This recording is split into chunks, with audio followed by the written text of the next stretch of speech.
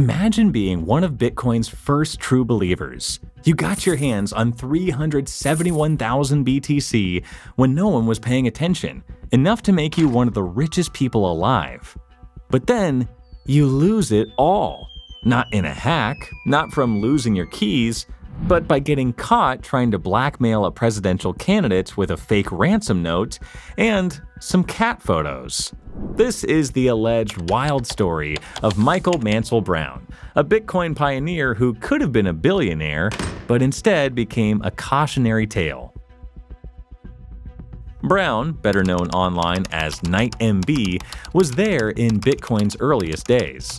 He was a regular on BitcoinTalk.org, discussing crypto mechanics and even trading messages with Satoshi Nakamoto.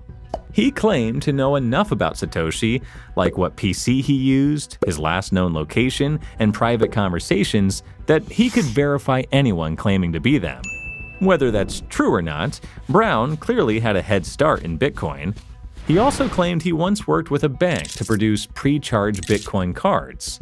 The bank had invested about $12,000 to acquire Bitcoin, but later lost interest.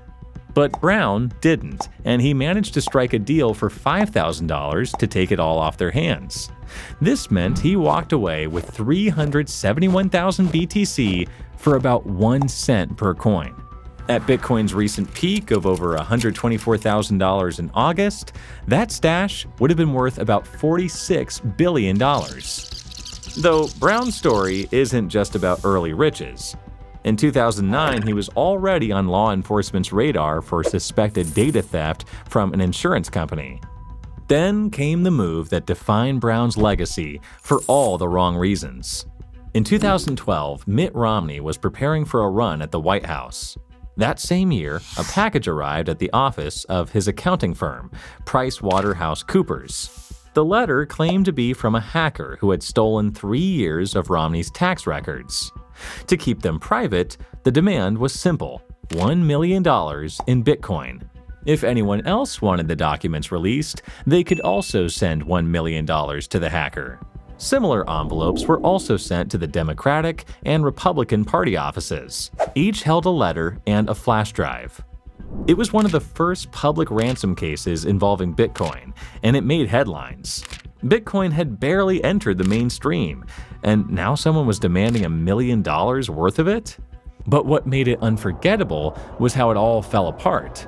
Each flash drive contained files with names like 4154 Dolphin KnightMB, 5276 Dolphin Catherine. The Secret Service traced those digital breadcrumbs back to Brown's alias and confirmed his wife's name was, you guessed it, Catherine.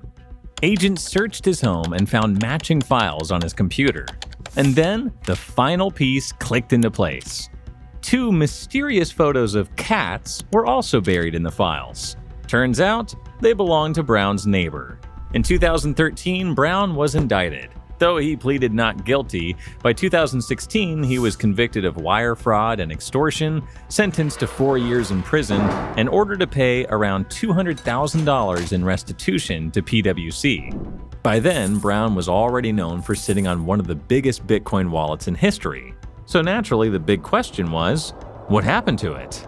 Many speculated on the coin's whereabouts and whether Brown even had access to them. But a little digging shows that in 2012, he claimed most of the coins were donated to WikiLeaks, and the rest were used to pay off debts. Maybe once the BTC was gone, he had second thoughts. Maybe he wanted back in, just not the honest way. Whatever it was, Brown has faded from Bitcoin's story. Whether he'll ever return to it remains to be seen. If you found this video interesting, watch this one next to learn about one of the largest crypto heists to date.